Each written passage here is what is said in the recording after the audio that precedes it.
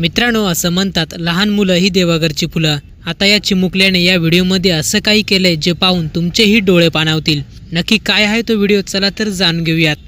मित्रांनो, व्हिडिओमध्ये दिसतंय की एक आजोबा सामान गाडीवर ठेवून ते विकण्यासाठी जात असतात। मात्र अचानक या हातगाडीचा टायर निघतो। आजोबा गाडी सावरण्याचा प्रयत्न करतात, तेवढ्यात तिथे एक चिमुकला येतो आणि तो सामान त्याच पिशवीमध्ये भरू लागतो।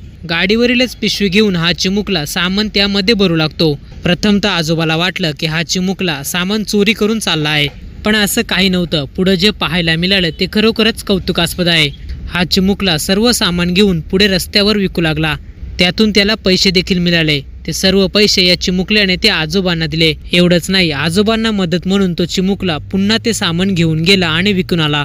जे काही पैसे जमा झाले होते ते सर्व पैसे त्या चिमुकल्याने आजोबांच्या स्वाधीन केले। आजोबांना देखील भरून आलं।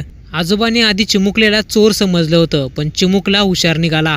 जर तुमच्यावर संस्कार चांगले असतील तर याची दखल देव देखील घेतो। व्हिडिओ जर पूर्ण पाहिला असेल तर आपली ही प्रतिक्रिया कमेंट बॉक्समध्ये नक्की कळवा।